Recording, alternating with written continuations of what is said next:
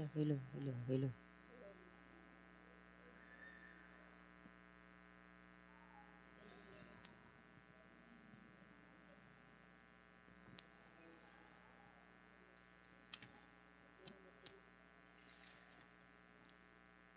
Hello.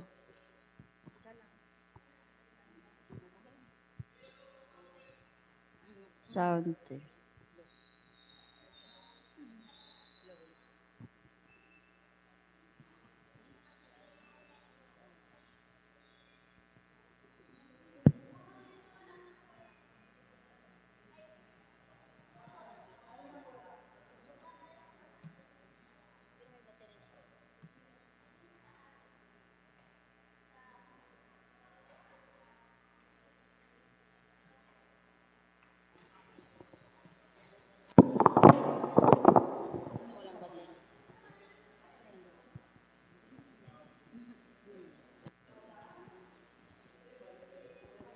Magandang gabi po sa ating lahat at happy Sabat po.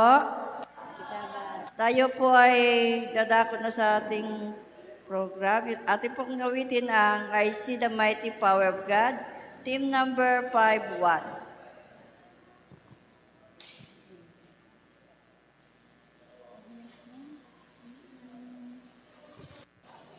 I sing the mighty, ready, sing.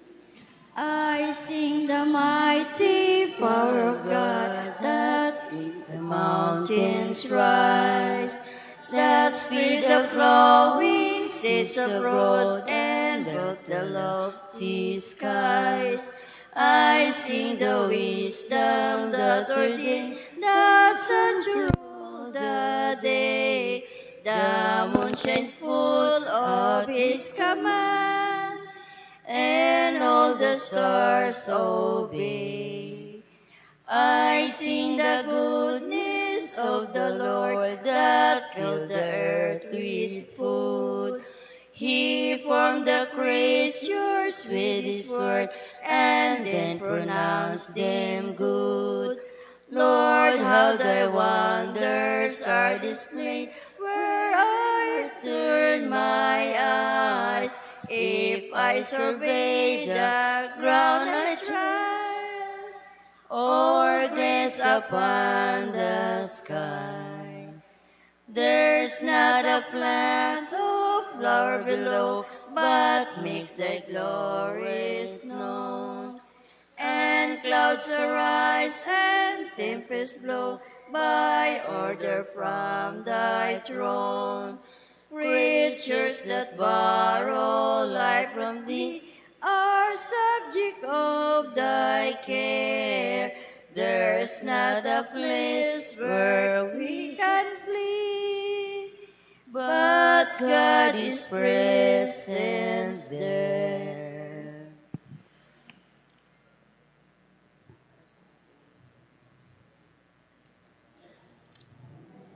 Para po sa ating opening song, tayo po kayo umawit ng El Hail, the Power of Jesus' Name, team number 127.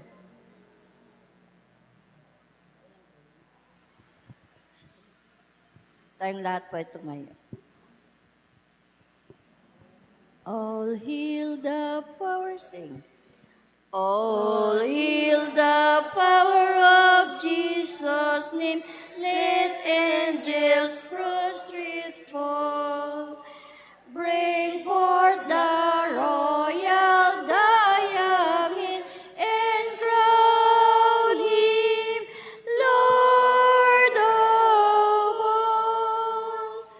Bring forth the royal diamond and crown Him Lord of all. Ye said of Israel, choosing ye, chief ransom of the poor. Hail Him who saves you by His grace, and crown Him Lord of all. Hail Him who saves you by His grace, and crown Him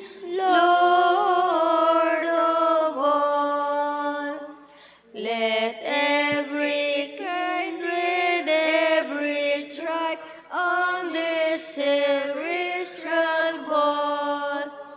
To him all majesty ascribe and crown him Lord of all.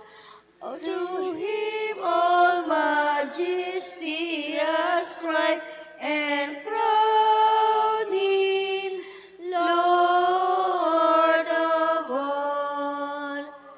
Oh, that with yonder sacred throne we at his feet may fall. Join in everlasting song and crown him Lord of all.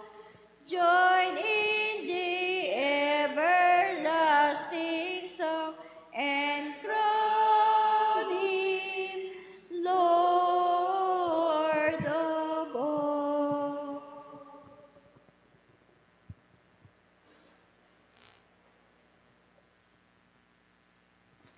Tayo po ay magalang na manikluhod para po sa ating panalangin.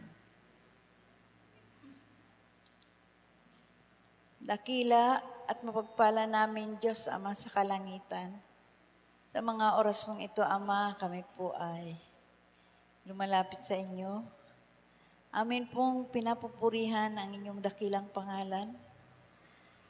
At kami din po ay labis na nagpapasalamat sa inyo sapagkat kami po ay patuloy mong iniingatan, kinakalinga, pinagpapala at nagkakaloob ng lahat ng aming mga pangangailangan. Napakabuti mo, O Diyos, sa amin. Marami pong salamat. At naway patawarin kami sa gabing ito sa aming pong mga pagkukulang, sa amin pong mga pagkakasalang nagawa sa inyo, Ama. Lihimang po ito, O hayag. Kami po nawa ay pakalinisin ninyo po ngayong gabi upang kami po ay maging karapat-dapat sa inyong banal na harapan. At nawa po ay ang gabay ng inyong banal na Espiritu ang mapasa amin, lalo na po sa magbabahagi sa amin ngayong gabi. Si Brother Julio Buenaventura, nawa ay pagpalain siya, Ama. Pagkalooban nawa siya ng katalinuhang nagbubuhat niyan sa inyo sa kaitasan. At kami naman pong mga makikinig ay magkaroon din po kami ng gabay ng inyong pong banal na Espiritu upang amin din po itong lubusang maintindihan. At nawa po ay magkaroon kami ng, makapulot po kami ng mabuting aral sa kanya pong ibabahagi sa amin. Magpalain mo po nawa kaming sama-sama, Ama, lalo na po ang patungo pa lamang po sa imbay, sambahan ngayong gabi na may pakaingatan, makarating dito ng ligtas upang kami po ay magkasama-sama sa mga oras na ito na mag-aral po ng inyong mga banal na salita. Marami pong salamat, O Amang Diyos, sa pagdinig niyo po sa aming mga panalangin. Ito po'y alang-alang na lahat sa matamis, makapangyarihang pangalan ng aming Panginoong Jesus. Amen.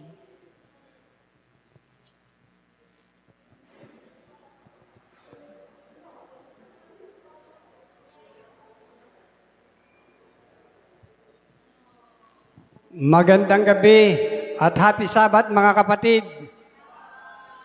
Kay buti ng Panginoon sa atin na kahit bagamat kukunti tayo, ang mga anghel kasama naman natin sa pagpupulong na ito upang purihin ang Panginoon.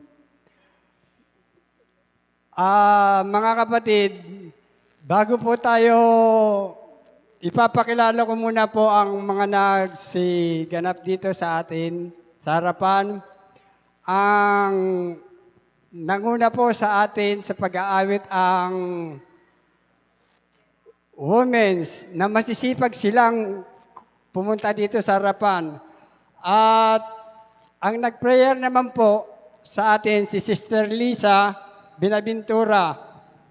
Bago po tayo makapakinig ng ating mensahe na manggagaling kay Brother Julio, makakadinig muna po tayo ng isang awitin na manggagaling kay Brother Rafi Maraming salamat po sa inyong lahat at happy Sabbath na muli.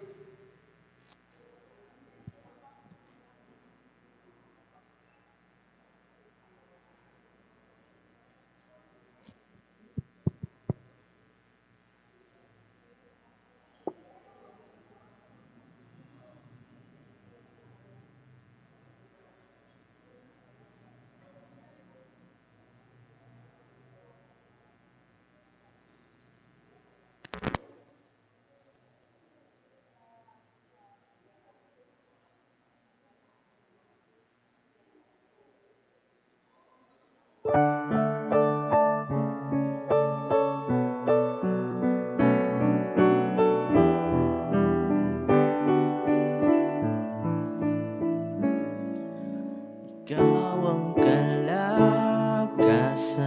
ko, kaligayahan ko't kanlungan. Dumating man ang problema, walang makapaghiwalay. Hindi maikukumpara ang pag-ibig mo.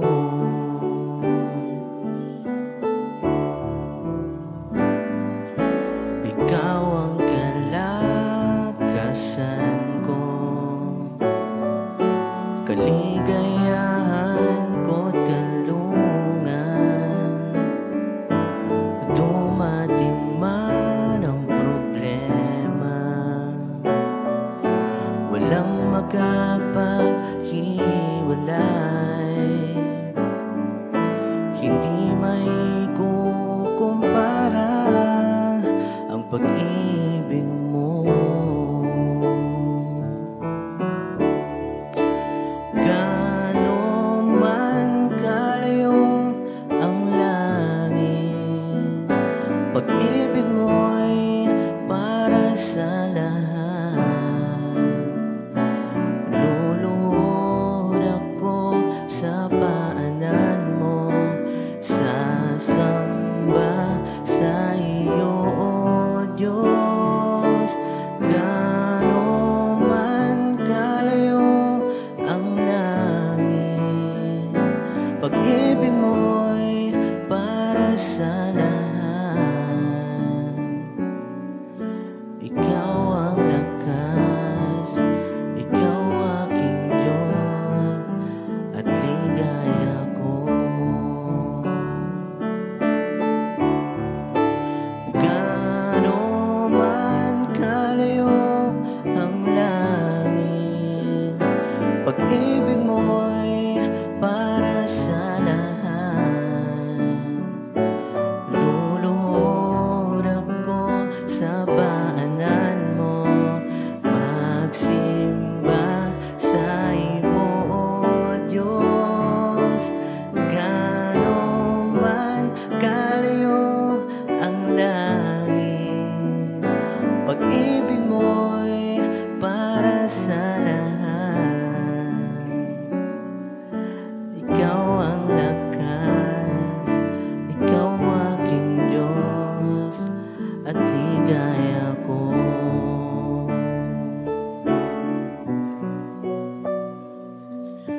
Ikaw ang lakas, ikaw aking Diyos, at ligaya ko.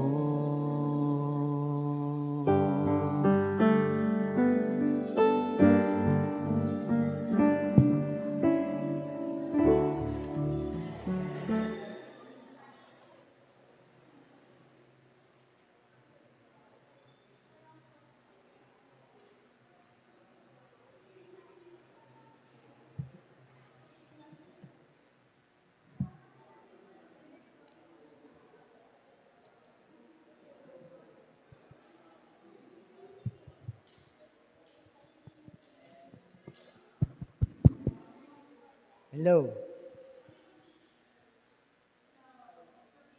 Magandang gabi sa ating lahat, mga kapatid. Happy Sabbath po. Tunay nga po na napakabuti ng Diyos tulad ng inawit ng ating kapatid na si Brother Rafi, no? Ang kalakasan ay nasa Panginoon kung tayo ay totoong mananampalataya, ano po? Sapagkat kung wala ang Panginoon, ay wala tayong magagawa sa ating mga sarili. Pero mayroon tayong Panginoon na tutulong sa bawat isa sa atin upang tayo tumibay at higit sa lahat, kung tayo ay sumusunod sa kanyang mga pabalita na ating nakamtan sa Kanya. Kaya mga kapatid, sa gabing ito, ako po ay nagpapasalamat sa tatlohang tinig na ating napakinggan kanina ang ating mga chorister. Ganon din kay Brother Rafi. No? Na tayo may lakas sa tulong ng Panginoon. Hindi tayo magagawa ng ating sarili sa ating sarili, no? Kung wala ang Diyos na siyang tutulong sa bawat isa sa atin, mga kapatid. Kaya ngayon, mga kapatid, ang aking topic, no, na ito po ay talaga parang ginagawa niyo na, no? Ito ay pitongput-anim na kabanata. At itutuloy natin ngayon, pagkatapos ng ating day's prayer, ito ang ating isusunod na topic sa gabi-gabi hanggang sa matapos. Ito pong mula sa libro ni Ellen G. White, no, na From Heaven with Love. Ang pamagat po ng ating lesson ngayon, ang ating pag-aaralan na kabanata, ay ito po ay buhat sa kasaysayan ni Judas. Ano po? Alam niyo mga kapatid, ang kasaysayan ni Judas ay talagang nagwakas sa malungkot na pangyayari. No? Dahilan, si Judas ay ano po, talagang ginamit niya, no, ang salita ng Panginoon, pero binawi niya sa bandang huli. Siya ay nanghina sapagkat siya ay mayroong pag-ibig sa salapi. Ito po ang topic natin ngayon. Ang unang-una po dito, paano nawala ng kaluluwa si Judas, mga kapatid. Babasahin ko po ito, tapos napakalinaw po ng pagkakasabi dito. Paano nauwi sa trahedya ang buhay ni Judas Iscariote dahil sa kanyang pagtanggi ng lubusan sumuko kay Kristo. Bagamat may potensyal siyang parangalan ng Diyos at napili bilang isang 12 disipulo, pinahintulutan ni Judas na kontrolin ang kasakiman at makasariling ambisyon sa kanyang puso. Ang kanyang pag-ibig sa pera ay unti-unting nagpahina sa kanyang pag-ibig kay Kristo hanggang sa ibinigay niya ang kanyang sarili sa impluensya ni Satanas at ipinagkaluno si Jesus para sa halaga ng isang salapi. Dito mga kapatid, talagang number one, ito po talagang ugat, no, pagdating sa salapi. No? Pagdating sa salapi, talagang ito na nga ngayon ang huling araw na ang tao ay maibigin sa lahat ng bagay, lalong-lalo po dito sa salapi, no?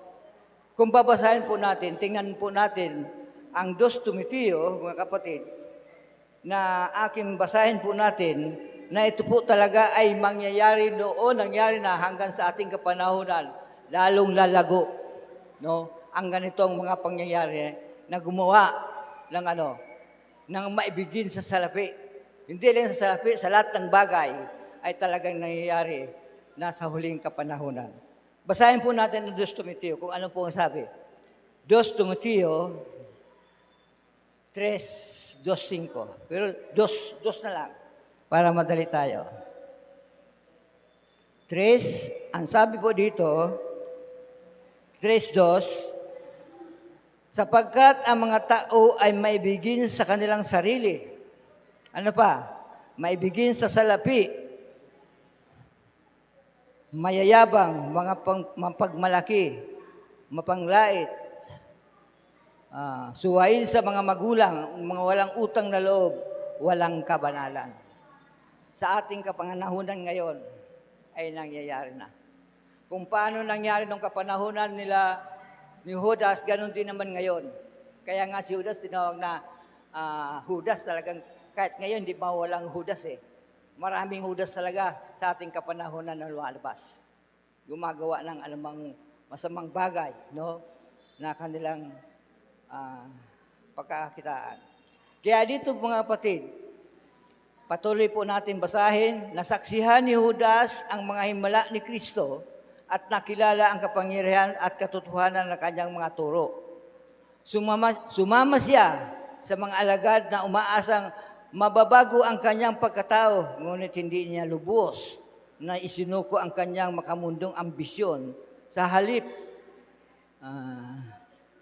nilinang niya ang pagmamataas, pamimintas at kaimbutan, pinagkatiwalaan ang mga pundo ng mga alagad. Inabuso niya ang responsibilidad na ito, lihim na ninanakawan habang binibigyan katwiran ang kanyang mga aksyon.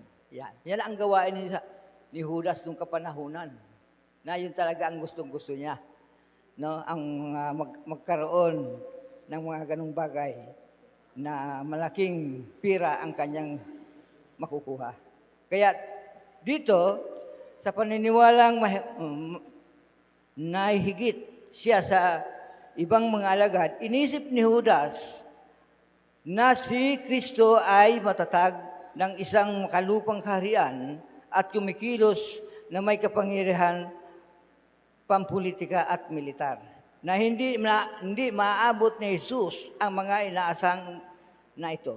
Lalo na sa kanyang pagtugon sa pagkamatay ni Juan Bautista at ang lumalang pasalungat ng mga pinunong Hudyo na dismaya at nag-alinlangan si Judas. Yung kanyang inaasahan sana, no? At sa huli, ang patuloy na pagkamakasarili, kawalan ng pananampalataya at paglaban ni Judas sa pagbabagong kapangyarihan ni Kristo ay humantong sa kanya sa pagkakanulan ng espiritual na pagkasira na nagsisilbing isang solemne babala laban sa hindi katapatan sa siguradong pagtitiwala. Yan po ang una sa mga ating yung paano nakawala ng kaluluwa, kung paano nawala ng kaluluwa si Judas. Ang pangalawa mga kapatid, paggawa, no? Paggawa laban kay Kristo. Sabi po dito, si Judas ay lalong gumawa laban kay Kristo dahil sa kanyang pag-asa ay nakasentro sa makamundong kapangyarihan kaysa espiritual na katotohanan. Mahigpit niyang tinaguyod ang ideya na si Jesus ay magiging isang makalupang hari sa Jerusalem at tumutulong pa nga manguna sa pagtatangkang pilitin si Kristo ng gawing hari pagkatapos na himala ng mga tinapay na mabibigay pag-asa. Ito ang labis na dismaya si Judas, mga kapatid. Ang turo ni Kristo tungkol sa tinapay ng buhay ay minarkahan ng pagbabagong punto para kay Judas. Natanto niya na sa buhay na nag-aalok ng espiritual na pagpapala, hindi politikal na kapangyarihan o karangalan, sa conclusion na si Kristo ay hindi nagtamo ng makamundong kalwalhatian at gagantipalaan ang kanyang mga tagasunod ng mataas na posisyon. Pinili ni Judas na ilayo ang kanyang sarili sa loob habang nanatili panlabas na konektado. Sinimulan niyang obserbahan si Kristo ng critical sa halip na sundin siya ng tapat. Pagkatapos, nagpasimulang magpahayag si Judas ng mga pagdududa sa ikalilito ng mga ibang mga disipulo. Nagbangon siya ng mga kontrobersya at maling paggamit ng kasulatan. Binaluktot ang mga salita ni Kristo upang suportahan ang sarili niyang mga ambisyon. Bagaman siya ay mukhang relihiyoso at tapat, ang kanyang impluensya ay pumukaw ng ambisyon tunggalian at pagtatalo sa mga alagad. Lalo na kung lalo na kung sino ang magiging pinakadakila. No.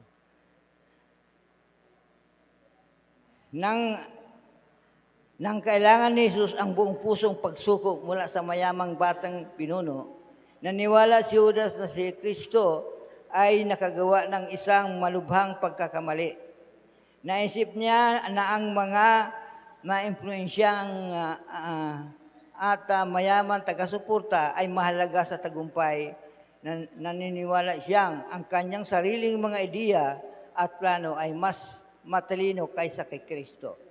Sa kanyang pagmamataas at pagtitiwala sa sarili, inilagay ni Judas ang kanyang paghatol kaysa kay Jesus. Lalo pang inihiwalay ang kanyang sarili sa katotohanan. No, lalo siyang lumayo sa ating Panginoon na imbis ang katotohanan ang kanyang gawin ay sinalungat niya pa ang lahat ng ito. Kaya ang pangatlo mga kapatid, huling pagkakataon ni Judas na magsisi. No? Ang mga huling pagkakataon ni Judas na tumalikod sa kasalanan at kung paano niya ito itinakwil. Bagaman panlabas niyang sinundan si Jesus, si Judas sa loob ng hindi sumasang-ayon kay Kristo at pinintulutan ng kawalang kasiyahan at kasakiman na lumago sa kanyang puso na naimpluwensyahan ang iba. Ang kanyang kaimbutan ay nahayag ng pahiran ni Maria, no? Ni Maria ang mga paa ni Jesus at ang pagsaway ni Kristo ay nasugatan ang kanyang pagmamataas na umaakay sa kanya sa paghihiganti. Ito ang dahilan ng mga kapatid. Nung sawayin sinong sinabihan siya ni Kristo. Basahin nga po natin mga kapatid, Juan 12. Basahin po natin ang Juan 12 para maintindihan po natin ang talatang nakasulat dito. Juan 12, talatang 3, 4, 5. Juan 12.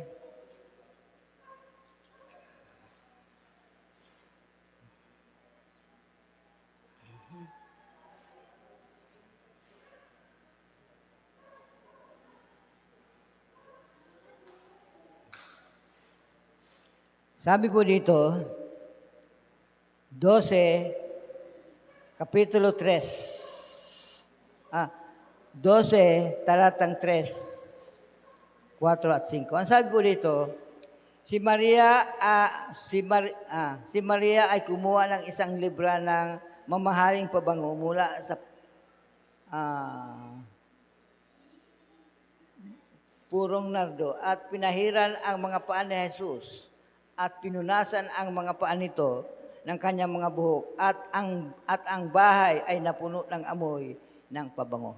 Siguro napakabango ito mga kapatid.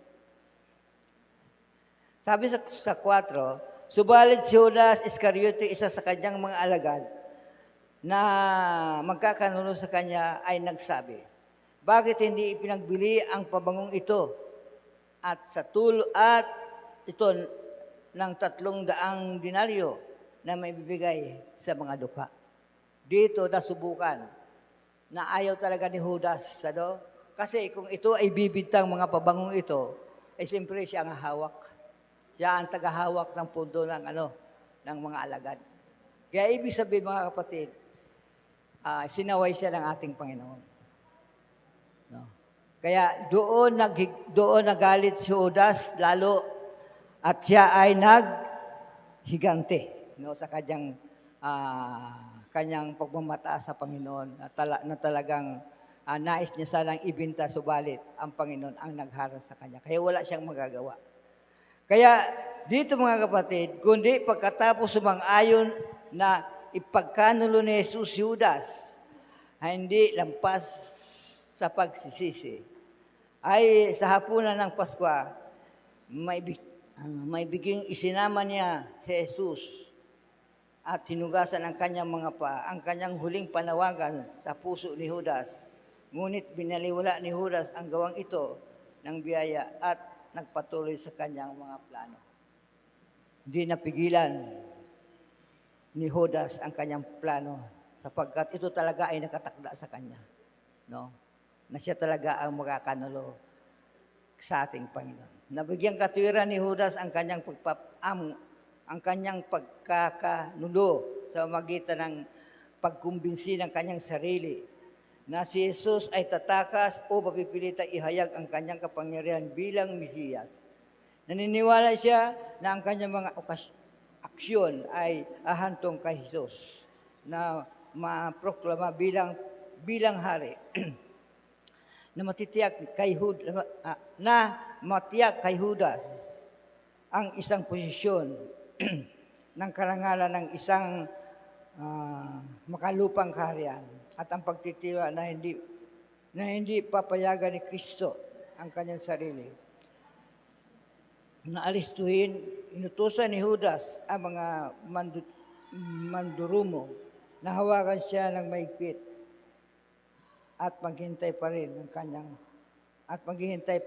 sa kanyang pagtakas. Iyon ang ginagawa ni Judas na ang kapangyarihan ni Jesus ay talagang nais niyang makatakas. Sabi niya dito, nang si Jesus ay kusang sumuko upang alistuhin at litisin, si Judas ay natakot at pagkalipas ng pananapagtanto niya, ipinagkaluno niya ang kanyang guro hanggang sa mamatay. No? Palibasay na daig sa pagkakasala, ipinahayag niya sa publiko ang pagiging inosente ni Jesus. Ibinalik ang pilak sa mga pari at nakiusap, palayain si Kristo. Malamig na tinanggihan siya ng mga pari. Inahayag ang kanyang sariling katiwalian at paghamak at iniwan si Judas na nag-iisa sa kanyang pagkasala. Matapos ipagkanulo ang inosenteng dugo. Yun po ang nangyari, no? Na talagang ang akala ni Judas ay tatakasan ni Kristo ang ganong pangyayari. Diba? Pero hindi niya ginawa. Bakit? Mahal niya tayo. Talagang gagawin niya to para sa atin na siya ay mamatay doon sa kalbaryo ng cross upang tayo ay magkaroon ng buhay na walang hanggan. Na mga kapatid. Yun ang ginawa ng ating Panginoon. Hindi niya tinakasan sapagkat nasa oras na siya ay talagang ipapako sa krus ng mga iskrib at mga parsiyong ito. Kaya ang huli mga kapatid, ang pagdurusa ng pagsisi ni Judas. No? Kung paano ang ating Panginoon ay nagdanas ng kahirapan doon sa kanyang pagpasa sa krus at pagkapako sa krus. Pero si Judas naman ay sa kanyang pagdurusa, no, ay nagsisi. Si Judas, ang sabi dito. Ang labis na pagsisi ni Judas natapos mapagtanto ang buong resulta ng kanyang pagkakanulo. Sa matinding paghihirap, lumod siya sa paanan ni Jesus. Ipinagtapat siya bilang anak ng Diyos at nagmamakaawa sa kanya na iligtas ang kanyang sarili. Si Jesus, bagamat batid na ang kalungkutan ni Judas ay nagmumula sa takot at panghihinayang sa halip na tunay na pagsisisi, ay tumugon ng may awa. Sa halip na paghatol na mahinahong sinabi ng kanyang misyon ay upang matupad ang kanyang layunin. Yan po ang layunin, na matupad ang kanyang misyon. No? Kaya ang taong naroon ay namangha sa pagtitiis at awa ni Kristo sa nagkanulo sa kanya. Ngunit kinwestiyon nila kung bakit hindi niya pinalaya ang kanyang sarili at matalo ang mga nag-aakusa sa kanya kung talagang taglay niya ang banal na kapangyarihan. Hindi matutupad mga kapatid. No, kung hindi niya tinanggap ang kanyang kamatayan doon sa Kalbaryo ng krus. Walang tutubo sa atin, di ba mga kapatid? Pero ginawa niya alang-alang sa kanyang dakilang pag-ibig sa atin. Kaya dito, napagtanto ng kanyang mga pagsusumamo ay walang silbi. Si Judas ay sumiga ng kawalang pag-asa sa huli ng lahat. Hindi nakaharap ang pagsaksi sa pagpapako kay Jesus sa krus at natupok na walang pag-asa sa pagkakasala. Umalis siya at ginawian ng buhay. Sa madali siya talagang umalis, mga kapatid. At wala na siyang maisip kundi talagang maalis sa kanyang kaisipan yung kanyang ginawang pagkakanulo sa walang sala na ang ating Panginoon. Kaya siya ay, anong ginawa nila? Anong ginawa niya? Siya ay nagbigti. Di po ba mga kapatid? Siya ay, para hindi niya na maalala ang kanyang ginawa, na talaga namang mahirap talagang iisipin niya yung kanyang ginawa sa taong walang kasalanan. No? Na siya ay nagpakamatay dahil doon. Kaya sabi dito, nang malaon habang dinadal ni Jesus, si Jesus sa pagkapako sa krus, nakita ng karamihan na walang buhay na katawan ni Judas. Isang kalunos-lunos at nakakatakot na tarawin na sumasagisag sa kilabot ng mga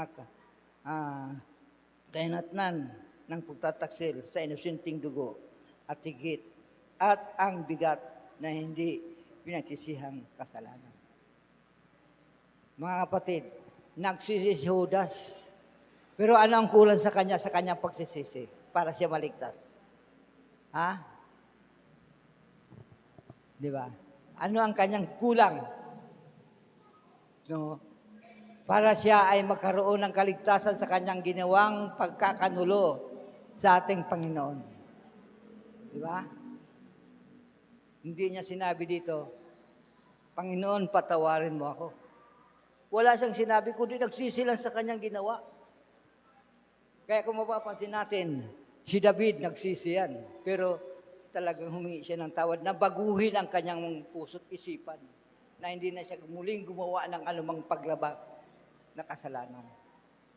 Ganun po tayo mga kapatid. Kapag ka ikaw ay nagsisi at hindi mo nilapitan ang Diyos at hindi ka humingi ng tawad, may katiyakan ka, hindi ka papatawarin. Yun lang inihintay ng ating Panginoon eh.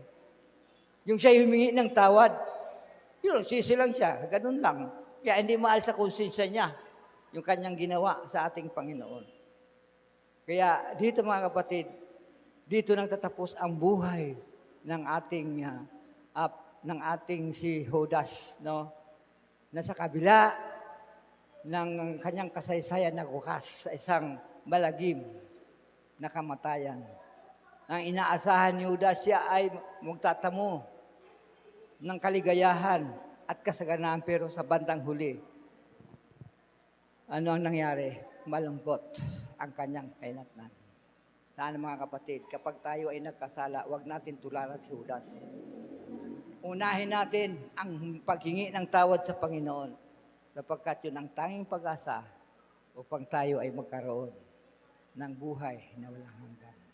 Ang pag-ibig ng Diyos, hindi ka itatanggi kung ikaw ay lalapit sa Kanya. Bagamat ikaw ay maraming kasalanan na ginawa, ang Diyos ay handang magpatawad para sa iyong kaligtasan. Kaya sa gabing ito, maraming pong salamat sa pakinig ng kabanatang ito, sapagkat ito ay napakahalaga sa atin, no? Sa ating kapanahunan, na talaga ang panahon ay malapit ang dumating. Ito po ang inaasahan natin na tayo ay malayo sa paggawa ng anumang masama.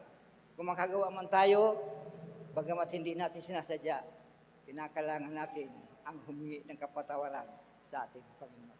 Pagpalain po tayong lahat at happy Sabbath po muli sa inyo.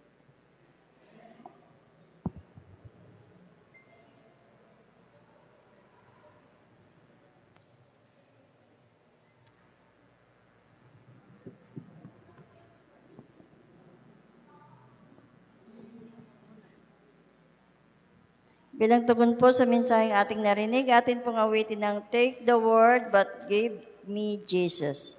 Team number 209. Ang lahat po ay tumayo.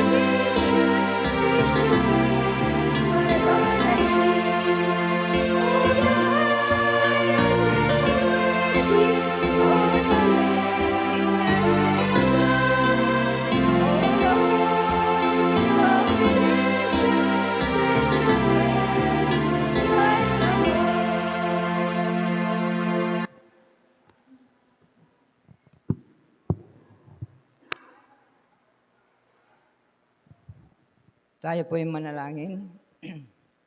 Mapagpala po namin Diyos, dakila po sa lahat. Salamat po ng marami sa aming mga napakinggan, mga pabalita.